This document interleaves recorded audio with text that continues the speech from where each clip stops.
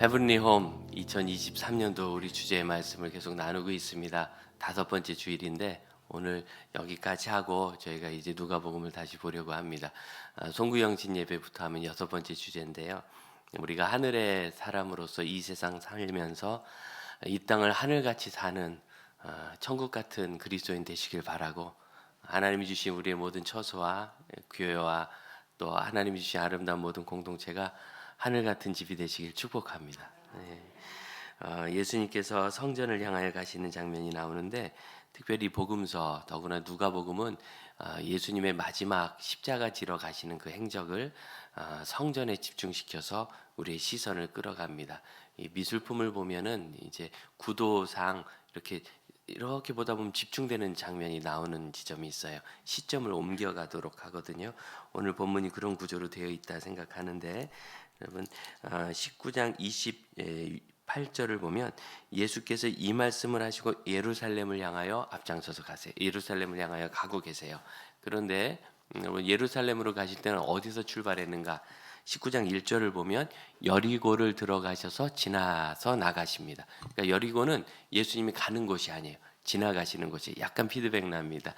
그래서 이 여리고를 가는 길목에서 두 시각장애인을 예수님이 고쳐주셨고, 그리고 여리고에서 삭개오를 부르셨지만 여리고는 예수님이 가시는 목적지가 아니에요. 거긴 지나가시는 거고, 28절에 있듯이 예루살렘을 향하여 가십니다. 41절을 보면 가까이 오셨을 때 보시고 우셨어요. 감람산이라고 하는 올리브 마운틴, 예루살렘 그 성전의 맞은편에 있는 작은 동산 같은 산인데, 그 중턱쯤 오면은 거기서 성전과 이렇게 높이가 같아 보입니다. 예루살렘 그 성이 같은 높이를 보여요. 거기 오셔서 우셨다 그렇게 전해지는데, 우셨어요. 왜냐하면 그 성이 망하는 것이 보이거든요. 우셨어요. 그리고 45절을 보면 이제는 성으로 들어가셔서, 거기서 예루살렘 성을 그 감난산으로부터 들어가면 예루살렘 성의 동쪽 문이거든요. 들어가자마자 바로 왼편으로 성전 지역입니다. 그래서 성전으로 가셨고, 20장 1절을 보면 예수께서 성전에서 백성을 가르치셨다. 성전에 머무셨다고 보이죠. 자, 그러면 차이가 이제 보이는 거예요. 멀리서 보면 여리고를 향해 가셨지만 여리고는 지나 나가신 것이고, 예수님의 목적지는 예루살렘이었고, 예루살렘 성을 가까이 가셨을 때 우시고, 성 안으로 들어가셔서 성전을 찾으시고, 그리고 또 성전으로 가셔서 성전에 머물고 가르치시는 걸 보여줍니다. 그래서 이 누가복음은 예수님의 인생 생애 전체가 성전을 향하여 가고 있는 것을 딱 보여줘요. 실제로 예수님은 성전 자신이셨죠. 그래서 당신이 무슨 권세로 이와 같은 일을 합니까? 라고 따졌을 때, 너희가 이 성전을 헐어봐라. 내가 3일 만에 다시 세우겠다. 그랬더니 발끈하죠. 이 성전을 헤롯 대왕부터 지어서 아직도 완성이 안 됐거든요. 그런데 이렇게 오랫동안 지은 성을 당신이 성전을 3일 만에 짓는다고 코웃음을 칩니다. 사람들이 몰랐는데 복음서는 뭐라고 그 밑에 설명을 달았느냐면, 이는 성전 되신 예수님의 육체를 가르친 말씀이다. 그래서 예수님의 육체가 십자가에 매달려 무너지듯 죽으셨지만 3일 만에 부활하심으로 참된 성전으로 서신 거예요. 그래서 예수님은 완성된 성전입니다. 참된 성전. 이전에 있는 성전은 예수님의 성전을, 예수님을 보여주는 그림자와 같아요. 그 이전에 있는 성막도 예수님을 보여주는 그림자와 같아요. 왜 그것이 예수님을 보여주는가? 성막은 천이고 성전은 돌이고 예수님은 몸입니다. 단백질이죠. 뼈로 돼 있어요. 그런데 왜 그것이 보여주나? 소재에 대한 것이 아니죠. 의미에 대한 것입니다. 처음에 성막을 주셨을 때, 성막은 왜 성막이냐면 비싼 천으로 지어서 성막이 아니라 그 안에 지성소가 있고, 지성소 안에는 언약궤가 있어요. 이 언약궤 속에는 만나를 담은 한 호멜, 요만한 항아리 하나, 이건 썩지 않아요. 그리고 십계명의 두 돌판, 그리고 그 안에 넣지는 않았을 거예요. 곁에 이제 아론의 싹난 살구나무 지팡이, 아몬드 지팡이입니다. 그게 거기 있었습니다. 뚜껑을 덮죠. 가로는 2m, 세로는 1m 정도 되는 이 상자, 그리고 그 위에 뚜껑이 있고, 뚜껑 위에는 케루빔이라고 하는 그룹 천사가 거기 조각돼 있어요. 그룹 천사 두 천사가 마주보게 조각을 했는데, 그 안에 있는 그 공간, 두 천사가 마주보는 그 자리를 머시 시트, 은혜의 보좌라고 부릅니다. 신약 성경에 은혜의 보좌로 나아간다 할 때 딱 그곳이에요. 쉬운 자라고 한자로 그렇게 얘기했어요. 그 쉬운 자는 왜 쉬운 자냐면 거기 하나님이 계시다라는 임재의 의미였어요. 아무려면 하나님께서 괴짝 뚜껑에 매달려 계실까요? 의미죠, 의미. 하나님께서 상징적으로 의미로 그 쉬운 자를 주신 거예요. 그래서 하나님의 임재가 있는 곳이라 거기가 성막인 겁니다. 그 성막을 완성했을 때 구름이 임함으로 하나님의 임재가 실제로 있다고 증거하셨고, 하나님께서는 모세와 백성들에게 언제든지 이곳에서 회중이 모여 나를 만나라. 그래서 회중이 모인다 해서 회막이라고도 그렇게 불렀습니다. 제 건 줄 알았어요. 소리가 다 똑같다. 그리고 까먹었어요. 그리고 나서 솔로몬 성전이 이제 이 회막을 대신하죠. 성전을 지었을 때 여전히 성전도 안에 지성소가 있었고 지성소 안에는 언약궤가 있었습니다. 그리고 그 언약궤는 하나님 임재의 상징이었고, 성전이 완성됐을 때도 구름이 임해서 하나님이 여기 계시다 하시고, 하나님 뭐라고 하세요? 언제든지 이곳에 와서 내게 기도하면 내가 그 기도를 들으리라. 그래서 전염병을 그치게 하고 전쟁에서 이기게 하리라. 너희 고난을 면하게 하리라. 하나님 언약해 주셨어요. 그래서 이 성전은 하나님이 임재하시기 때문에 성전이에요. 우리 예수님은요, 예수님의 이름이 임마누엘이었습니다. 하나님이 우리와 함께 계시다. 그래서 성전인 거예요. 성전이 없는 곳이 천국입니다. 왜냐하면 천국은 하나님이 항상 함께 계시기 때문에 임재의 상징이 필요가 없어요. 그래서 이 땅에 있는 마지막 성전이 예수님입니다.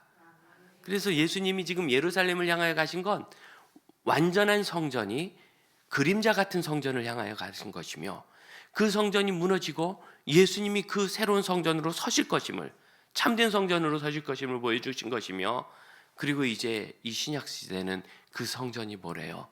너희는 그리스도의 성전인 것을 알지 못하느냐? 그게 한 개인인 것 같지만 조금 더 깊은 의미가 있었어요. 예수님은 머리시고 우리는 그 몸이라. 손발이고 지체고 눈이고 코고 입이고 오장육부라. 그래서 성도들이 그렇게 한 몸으로 모인 것이 교회라는 공동체고, 이 시대는 이 교회가 주의 성전이 되는 겁니다. 특별히 이 성전은 그 위로 올라갔을 때 어디로 가느냐, 이거 굉장히 중요한데요.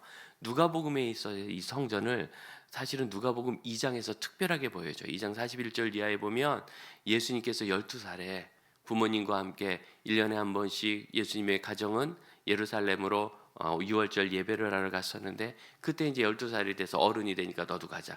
그래서 여러분, 가는데 보름 오는데 보름입니다. 최소한 30일 이상 걸리는, 그리고 거기서 6월절 기간을 보내야죠. 그렇게 긴 여행을 그냥 마을 사람들이, 집안 사람들이 떠들썩하게 마치고 돌아오는데 하루나 왔는데 예수님이 안 보이는 거예요. 소년 예수 아들이 없어요. 큰아들이. 놀래가지고 다시 되짚어 가보니까 성전에서, 도대체 그 전날은 어디서 주무셨는지 모르겠어요. 성전에서 율법을 토론하고 있고 사람들이 예수님이 율법에 대해서 말씀하시는 걸 듣고 막 깜짝 놀라요. 그때 이제 부모님이 좀 화가 났겠죠. 여기서 뭐 하느냐고. 우리가 너를 얼마나 찾았는지 아느냐. 예수님이 하신 말씀 기억하시죠? 예, 내가 아버지 집에 있어야 될 것을 모르셨습니까?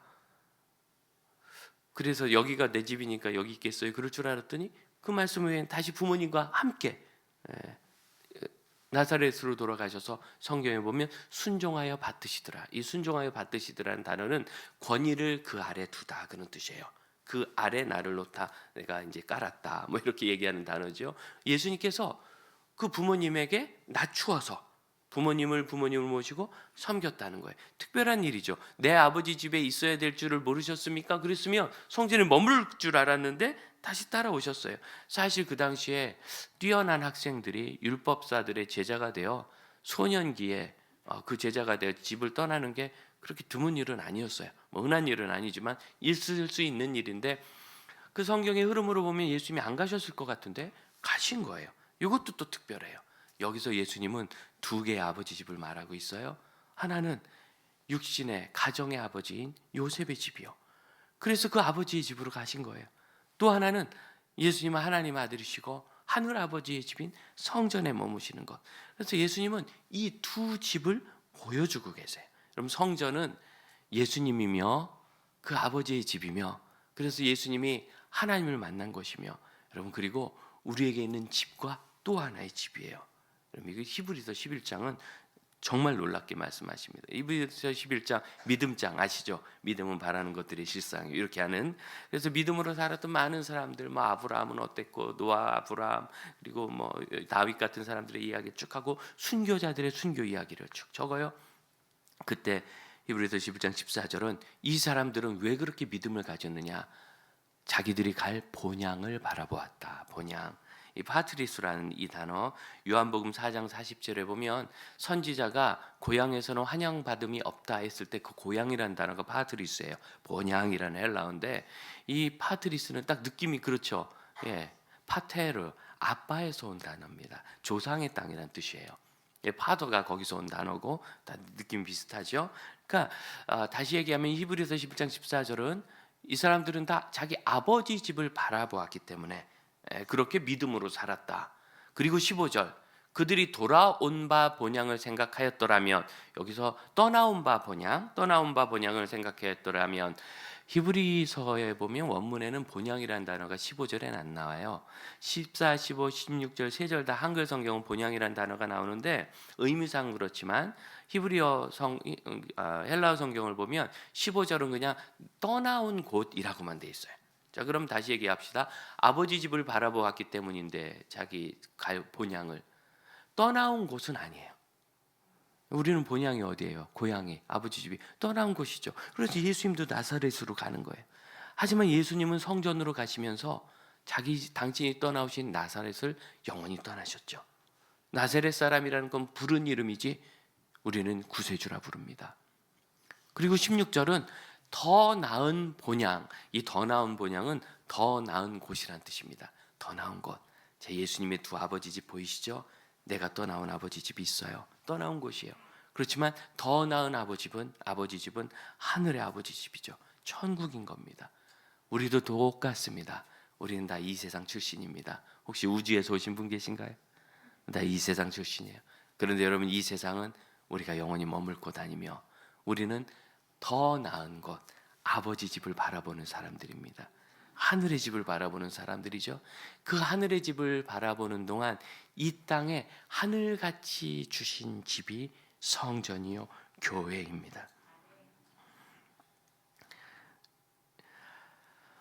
여러분, 이 성전, 이 교회, 이 시대에 이 교회론이 발전을 해서 교회는 이런 건물이 아니다. 교회는 성도들의 모임이다. 의미성, 이 의미가 강조된 건 참 좋은 일입니다. 그런데 여러분, 우리 사람은 참 치우쳐요. 뭐 하나를 강조하면 뭐 하나가 약해지기 마련인데 이 의미성을 강조하다 보니까 진짜 교회가 어떤 곳인지 우리가 잊게 되는 거예요. 여러분, 진짜 교회는 예수 그리스도를 주인으로 섬기고 하나님 앞에 예배하며 하나님을 믿는 사람들이 모인 그것이 교회입니다. 그러므로 여러분, 우리가 교회를 사랑하고 예수의 몸의 일원이 됐다는 것은 주께서 주신 교회를 사랑하는 거예요. 사도 바울을 보세요. 우리가 지난주에 살펴봤듯이 고린도 교회가 그 심각한 문제를 당해서 깨어져 나갈 때 사도 바울이 고린도 교회를 바로 세우기 위해서 그 맞은편 에게에 건너 에베소에 3년 이상을 머물면서 지속적으로 고린도를 관리하고, 그리고 후에는 결국 고린도를 찾아가서 결국 고린도 교회가 건강해지는 걸 보고야 말지 않습니까? 여러분, 그냥 그리스도인이 믿는 것이 교회라면 왜 바울이 그렇게 하겠어요? 거기서 끝나지 않습니다. 여러분, 신약의 복음서에 있는 모든 신학은 사도 바울의 서신서로 인하여 우리에게 딱 정리가 되거든요. 그 서신서를 읽은 바울이 얼마나 교회를 사랑하고 조직 교회를 보호하려고 애썼고 교회 안에 있도록 하려고 애썼는지 충분히 나와 있어요.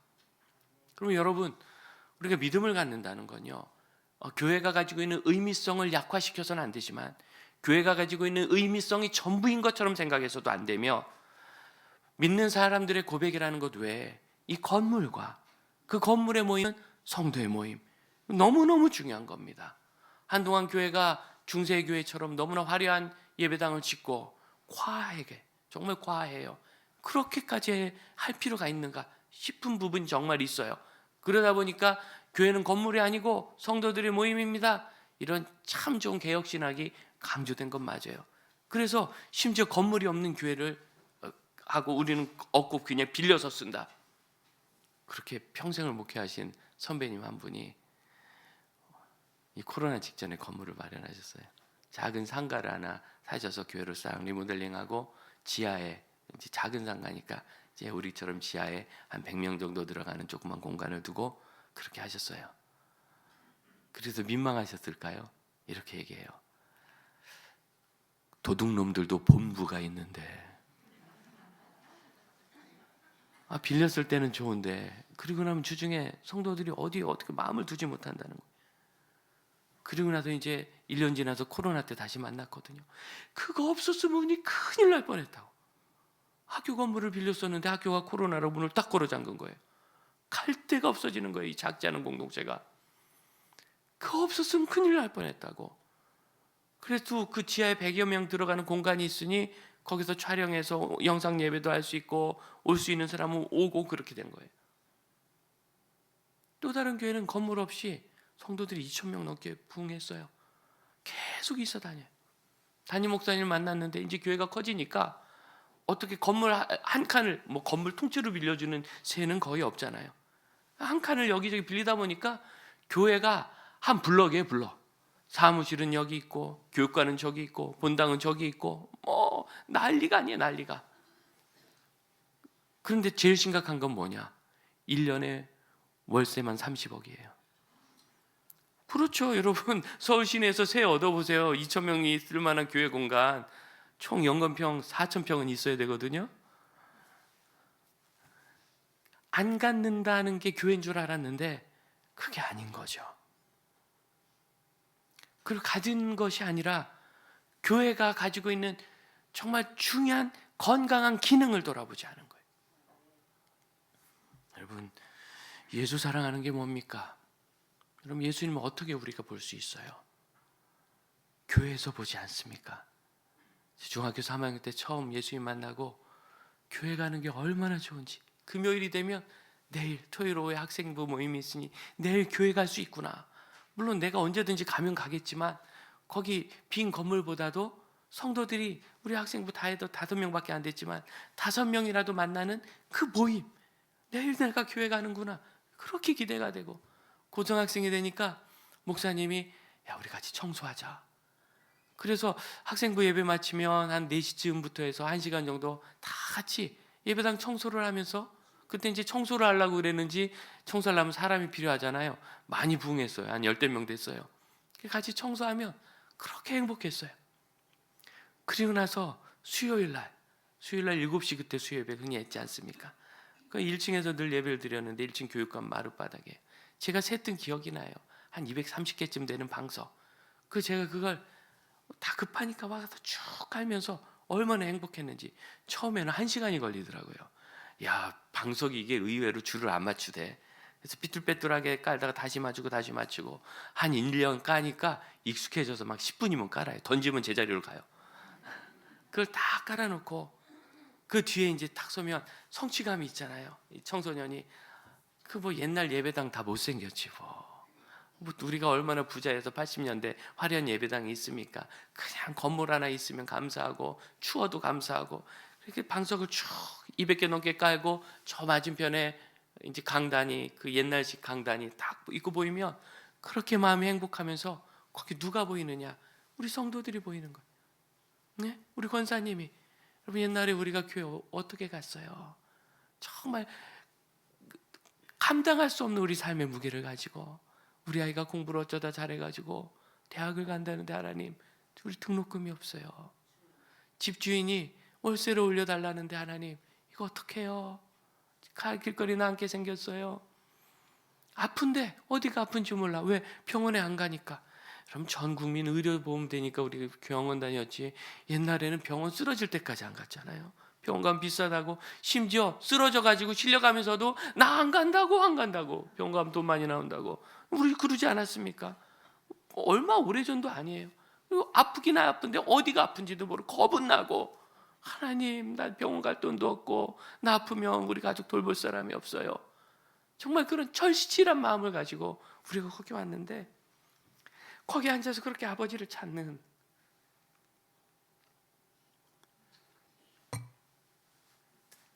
여러분, 그게 교회입니다. 아까들 읽으시면서 일부 예배 때도 그랬는데 46절을 읽으면서 움찔들 하세요. 그들에게 이르시되 기록된 바 내 집은 기도하는 집이 되리라. 뭐가 빠졌죠? 만민회가 빠졌어요. 만민회가. 마가복음을 보면 만민이 들어 있습니다. 만민회가 빠져. 이 말씀은 그 밑에 보니까 이사야서 56장 7절 말씀이요. 강도의 소굴은 예레미야 7장 11절 말씀이라 이렇게 주석에 달려 있죠. 이 말씀을 좀 한번 보기 원해요. 이사야서 56장 7절 한번 여러분 펴보시겠어요? 구약 1036면에 있습니다. 구약 1036면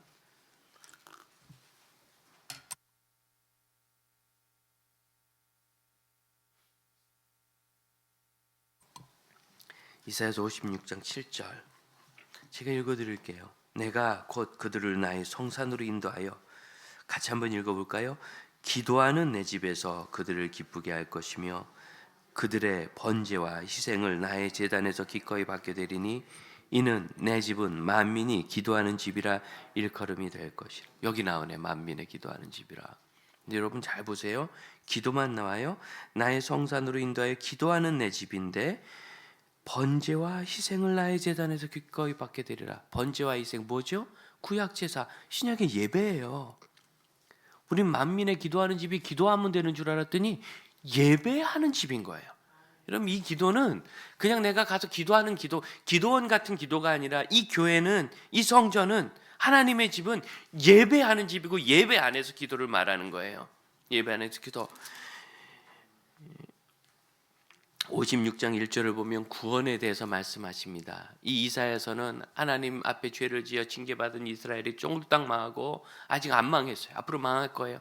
그들이 다시 회복되는 것을 보여주는데 이 회복될 때 큰 역사가 일어나요. 이스라엘이 망해서 흩어지고 회복될 때 어떤 역사냐면 그 당시 바벨론으로 끌려갔다 바벨론 제국이 페르시아 제국으로 바뀌고 이스라엘이 이제 귀환하거든요. 그래서 이 페르시아 제국 곳곳에 유대인들이 흩어져서 살기 시작해요. 소아시아 전체. 우리가 예전에 이제 다니엘서를 강의할 때 이 말씀들을 좀 나눴죠.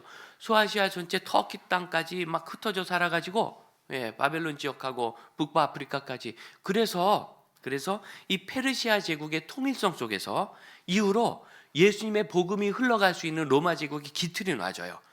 바울이 곳곳에 갈 때마다 어디 유대인 공동체가 있었던 이유는 바로 이 바벨론 때 쫓겨났기 때문에 그렇게 된 겁니다.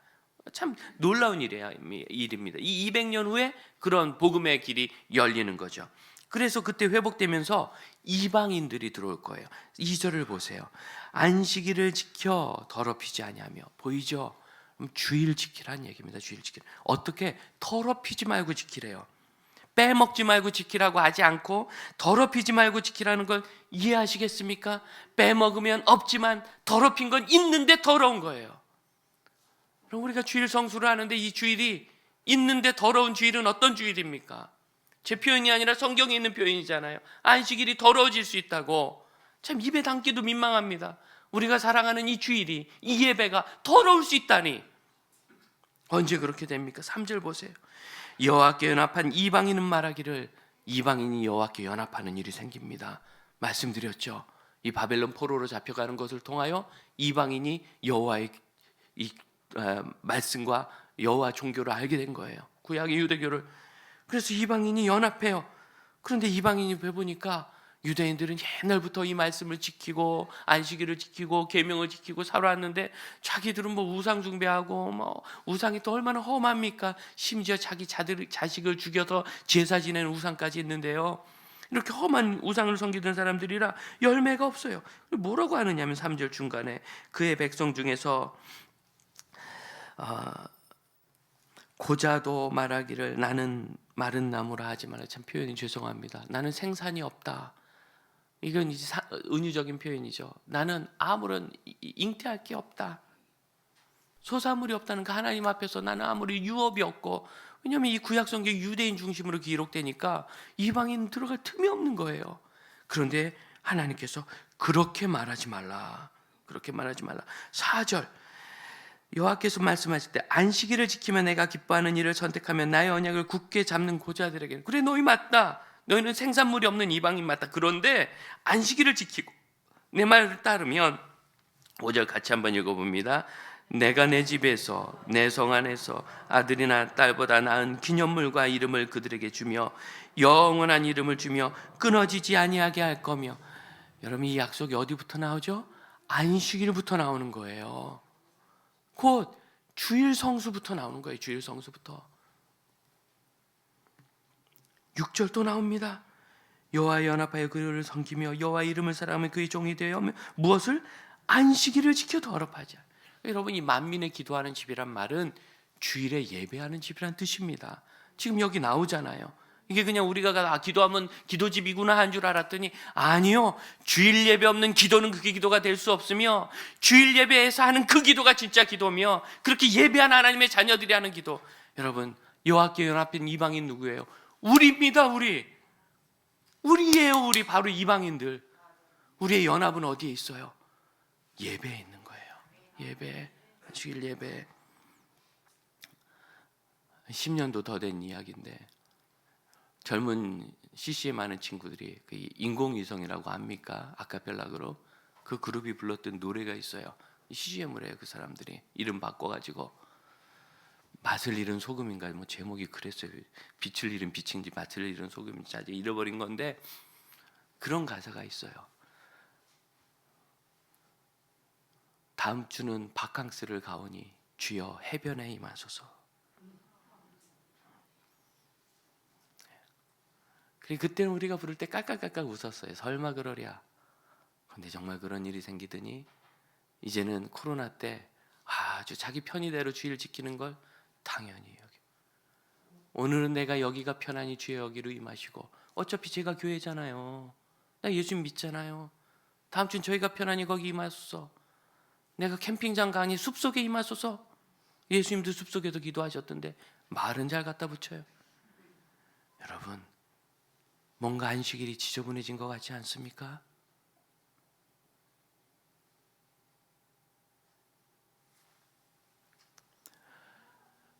하나님의 아들이 사랑하신 그 성전, 이름이 헤롯 성전입니다. 그 추한왕 헤롯이 붙었어요. 왜 헤롯이 지어서? 거기에 장사하는 사람들이 다닥다닥 붙어 있어요. 거기에 그 성전에서 먹고 사는 사람들, 성전을 권력화하는 사람들, 추해요. 사도 바울은 성전에서 붙잡혀가지고 결국 로마까지 합송되는 길을 갔죠. 완벽해서 예수님이 거기 사랑한 게 아닙니다. 오늘날 교회 예수님의 몸인데 잘 안 씻으셨는지 발냄새도 좀 나고 변비가 있으신가 방귀 냄새도 나고 그렇게 건강하지 않은 게 많이 있어요. 예수님은 그래서 교회를 버리셨을까요? 난 짜증나서도 못 가겠다. 사람이 성장은 자기 한계를 넘을 때 옵니다. 이 시대에 그리스도인들에게 가장 큰 문제는 뭐냐면 교회가 분명히 죄 짓고 그러게 하고 잘못하게 한 것 여기에 대해서 얘기하는 게 아니에요. 그게 아니라 교회 안에 있는 이런저런 건강하지 않은 것, 내 마음에 안 드는 것, 목사가 나 알아주지 않는 거, 봐주지 않는 거, 목사님 설교가 뭐 어딘가 좀 마음에 안 드는 그 부분, 그것 때문에 홀라당 교회로 옮겨버려요. 그래서 여러분, 교회 표지 중엔 7이라는 게 있어요. 징계. 징계는 뭐냐면 잘못을 잘못이라고 얘기하고 인정하는 겁니다. 20세기 후반부터 세계 교회는 징계가 없어졌어요. 7위가. 왜? 7위를 할 수가 없어. 교회 옮겨버리니까. 교회 떠나버리니까. 나 중심의 신앙이 되면 그것은 신앙이 아닙니다. 문제가 어디에 생기느냐? 나에게 생기는 거예요. 그래서 여러분, 누가가 볼 때 예수께서 12살에 성전에 가신 거 마태, 마가, 요한은 안 적었거든요. 자기들은 유대인이라 익숙한 거예요. 누가가 볼 때 너무너무 놀라운 겁니다. 세상에 그 어린아이가 한 달 길을 여행을 해서 예루살렘 가서 예배를 하고 왔다고? 그 비용은 다 어떻게? 여러분, 돈이 얼마나 들었겠어요? 집안일은 어떻게? 그런데 그걸 갔다고? 여러분, 이게 신앙의 위대함이죠.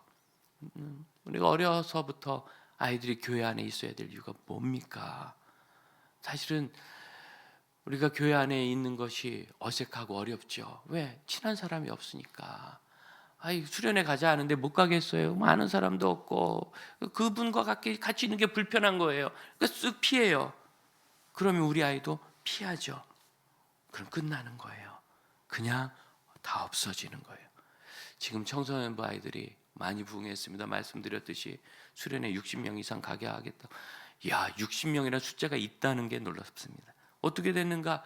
유초등배도 열심히 해서 19명이나 중등부에 올라갔다는 거예요. 그래 올라가니까 그 아이들이 꾸준히, 그래서 여러분 50명 이상이면 초대형 청소년 수련회, 지금 시기에는 이렇게 가는 수련회가 그렇게 흔하지 않아요. 한 교회로서는. 이 아이들이 어려서부터 기억이 나요. 유치부 때부터, 예? 유치부 때부터 꾸준히 신앙생활을 해서 지금까지 교회 안에 있는 거예요. 그런데 이제 어린아이들을 많이 낳지 않으니까 숫자가 점점 줄습니다. 그래도 여전히 우리 믿음의 가정에 있는 자녀들은 그 안에 있는 것 같아 감사합니다. 우리가 아이들을 뱃속에 담고부터라도 교회로 자꾸 가야 되는 것, 나는 어색한지 모르지만 이 아이들이 예배당 가는 게 익숙해야 자기 신앙이 하나님 앞에 익숙한 신앙이 되는 거예요. 믿으시길 바랍니다. 하나님을 만난다는 거 있죠. 예수님을 만난다는 거, 여러분 이것은 기도하는 만민의 집이요, 그 만민의 집은 말씀드렸듯이 파트리스, 우리의 본향 같은 것이요, 아버지의 집. 예수님 그 성전을 아버지의 집이라고 부르셨어요. 거기서 하나님 우리를 만나 주시겠다고 약속하셨어요. 우리 늘 하나님을 모시고 만나면서 사는 것 같지만 사실은 마음이 그렇게 되는 게 아닙니다. 예전에 스타렉스 타고 우리 부장 집사님이 운전하고 제가 20대 청년부 수련회장들 답사 갔다 오다가 그날 좀 비도 좀 내리고 그랬는데, 이분이 일부러 그랬는지 실수인지 이 시골에 있는 작은 사거리를 신호위반하고 지난 거예요. 깜짝 놀랐죠. 그랬더니 두리번거렸는데 교통경찰은 없는데 앞불사 옆에 전도사님이 있어요. 이제 나이 어린 전도사를 보고 이분이 민망하니까, 아유 내가 이래요, 안 그래야 되는데 생각하면서도 자꾸 하늘을 보고 나를 봐야 되는데 좌우 눈치를 본다고. 우리가 살면서 저절로 그렇게 되지 않습니까? 이번에 그 청소년 연합 집회를 주도하신 목사님을 만나서 얘기하다 그분 카카오톡을 봤더니 세상에 그 교회에 있는 모든 카카오톡 방에 다 들어가 계시더라고요. 쫙 하는데 자기가 휴대전화 위에부터 끝까지 다 거기. 왜냐하면 토요일 날 만났으니까 교회 일들이 거기 막 올라오니까. 그래서 저랑 마음이 똑같구나 그랬어요. 저도 여기저기 많이 들어가 있는데 주로 이제 구경만 합니다. 왜 그러냐면 여러분 이 시대에는 의사소통이 빠르고 직선적이어야 돼요.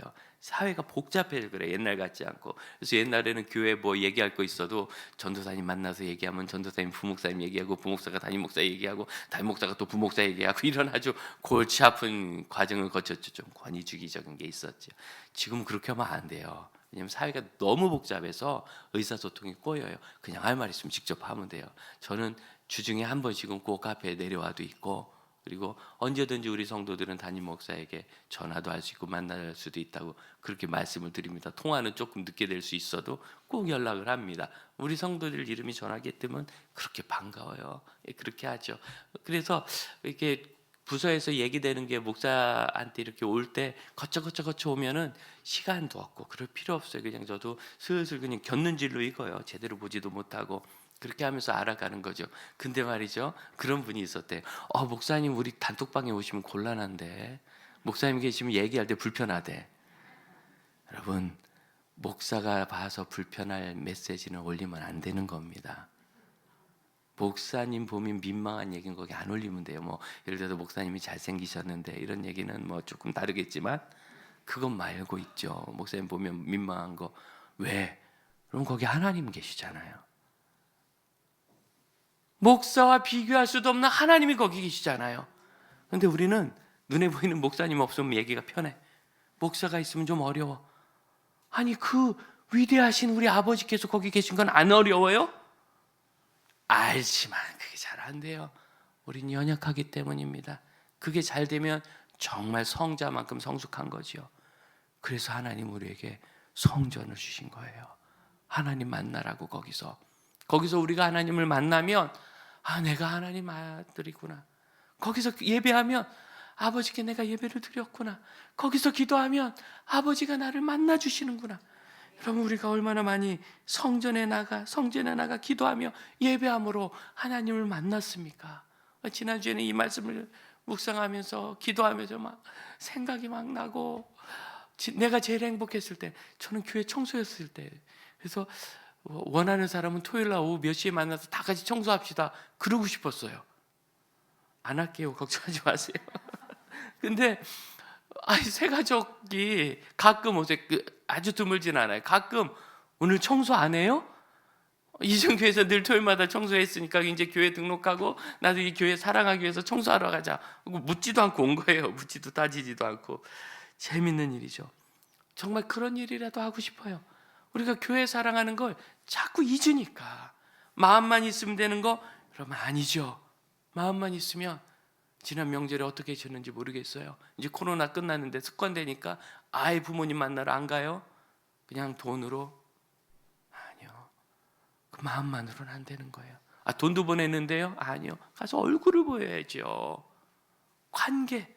어른들이 제일 받고 싶어하는 진실한 선물은 뭐니 해도 머니가 아니고 너라고. 그렇게 조사 결과가 나왔어요. 내가 오는 게 정말 좋다고. 물론 오느라고 고생하고 가느라고 바쁘겠지만 오는 게 좋다고. 그럼 성전을 사모하십시오. 하나님께 보이십시오. 하나님 뭐라고 하시느냐? 이스라엘의 모든 남자는 와서 보이라. 1년에 한 번 이상. 왜 하나님이 거기 있으면 안 보여서요? 나에게 필요하니까 하신 거예요. 성경에 있는 명령은 다 나에게 중요한 거예요. 또한 본질을 잊으면 안 돼요. 교회는 예배하는 곳입니다. 지금 예수님이 예루살렘을 향하여 가다가 뭘 보셨어요? 환상을 보신 거예요. 예루살렘이 처절하게 무너져서 박살나는 걸 보셨어요. 그럼 어떻게 해요? 가서 여러분 여기 일단 다 죽습니다. 여러분은 아직 괜찮지만 여러분 자녀들 다 죽습니다. 떠납시다. 이게 맞는 것 같지만 예수님 그러지 않으세요. 오히려 그 위험한 성전, 거기 가면 예수님 잡혀요. 이미 예수님을 잡으라고 그냥 난리가 나 있어요. 그런데 그 위험한 성전에 꾸준히 가셔서 거기서 말씀 전하시고 기도하시고 사람들을 위로하셨어요. 뭐 한다고요? 여러분, 인생의 우리 문제의 본질, 우리 문제 해결 안 되잖아요. 그런데 하나님은 그걸 해결하십니다. 우리가 하나님을 만날 때 정말 우리 삶의 본질은 우리 삶의 문제가 해결되고 돈을 좀 덜 벌고 더 벌고 그거 아니에요. 우리가 하나님을 만날 때 우리 아이들이 문제를 겪는데 신기하지 않아요? 그 옛날 가난과 비교해 보면 말할 수도 없어요. 우리 아이가 친구 문제도 있고 돈이 좀 부족하고 유학 갈 돈이 없고 어디 취직이 잘 안 되고 건강이 어쩌고 그러지만 우리 선배님들, 우리 부모님들 옛날 젊었을 때 생각해 보면 아이고 진짜 이게 천국이죠. 그런데 문제는 훨씬 더 심각해지죠. 세상의 일로는 이 일을 해결할 수 없다는 거예요. 이 사람들을 다 소개시키고 떠나자고 하고 거기서 건져서 위기를 벗어나게 한다고 문제가 해결되지 않아요. 그들의 문제는 뭐죠? 이스라엘의 문제는 죄 때문이지 로마 때문이 아니었어요. 그러니 거기서 회개하자고 하고 기도하자고 해야 되지 않겠습니까? 예수님은 성전의 본질을 오해하지 않으셨어요. 우리는 어떻습니까? 여러분, 예배로 나오십시오. 나 중심으로 하나님, 이 주일은 우리를 위해 주신 거예요. 우리를 위해 주셨다는 것은 네 마음대로 써도 된다는 게 아니라 이 주일을 거룩하고 온전하게 해야 내 영혼이 살고 내 삶이 산다는 것이고 그것이 우리를 회복합니다. 찬양합시다. 저는 이 찬양 부를 때마다 처음 이 찬양 가사를 쓸 때 화면에 나갔어요. 제가 가사 불러드릴게요. 처음 이 주님 앞에 우리 찬양하는데 처음 이 가사를 쓸 때 그 33세 예수님 만나가지고 암 환자 머리를 다 빠져가지고 머리에 수건 뒤집어 쓰고 불쌍하게 주님 앞에 나왔던 자매가 기억납니다. 눈에 지금도 그려져요. 그 뒷모습이 조그마한 예배당에서 이제 예수님 만났다고 이제 죽어도 여한이 없지만 조금 더 주님을 섬기다 가고 싶다고 했던 그 자매. 우리 주님 앞에 나가는 사람입니다. 믿으십니까? 제 가사를 불러드리겠습니다. 함께 찬양합시다.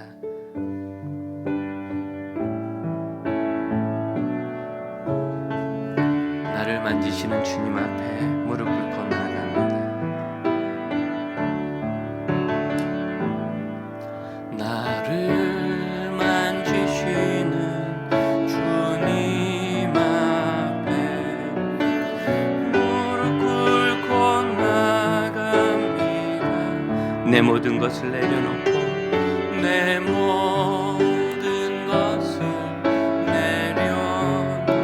주의 임재 앞에 나아갑니다.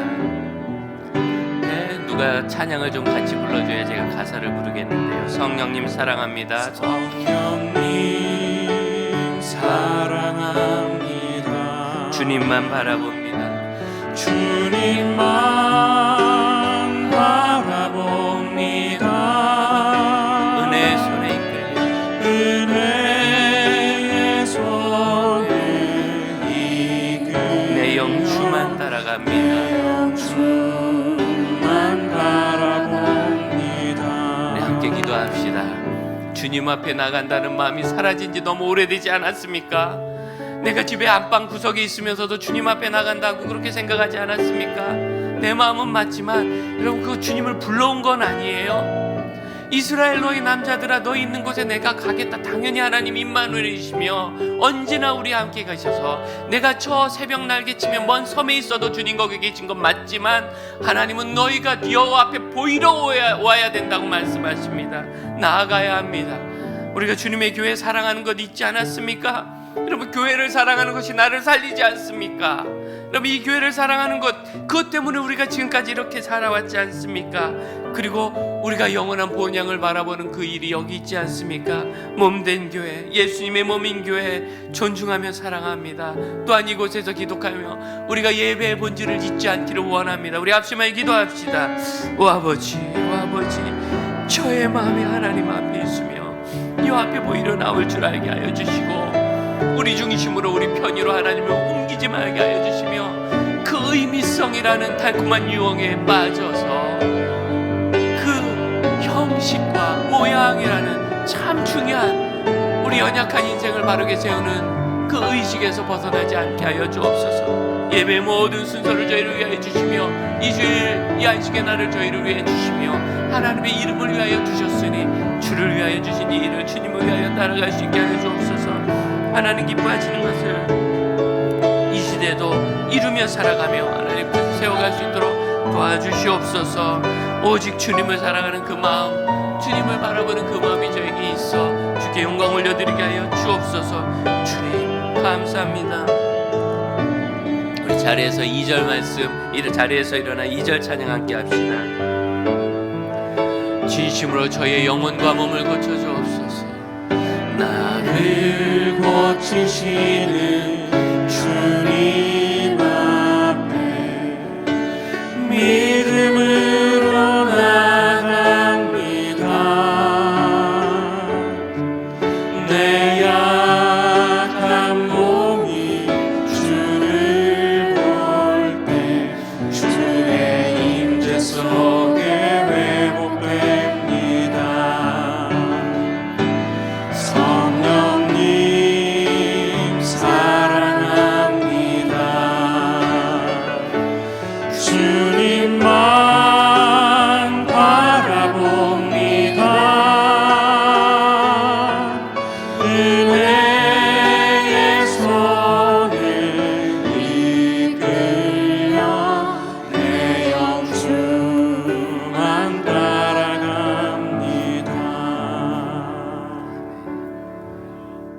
주님, 저희는 이방인이요 이방 죄인이라 율법을 알지도 못하며 여호와를 알지도 못하였으나 하나님께서 크신 은혜를 베푸사 저희가 100년 전도 아니고 이 시대에 살아 여호와 하나님을 알고 예수 그리스도 알고 구원을 알고 복음을 알아 하나님의 자녀가 되었으니 주 앞에 감사하며 모든 영광을 주께 올려드리나이다.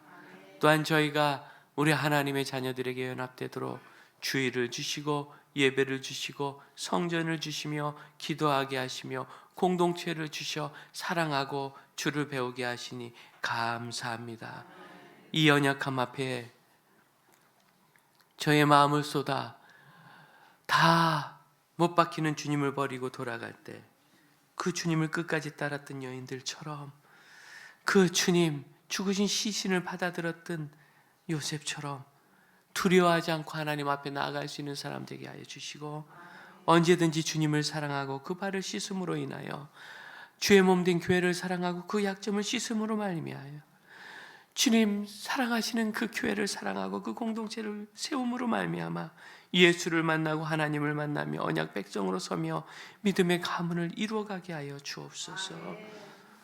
지금은 우리 주 예수 그리스도의 은혜와 하나님의 크신 사랑과 성령의 역사하심이 본향을 바라보며 이 땅에 있는 헤븐리 홈 주의 몸된 교회를 바라보는 형제자매들의 그 사랑과 헌신 후에 이제부터 영원토록 함께 하실지어다. 아멘.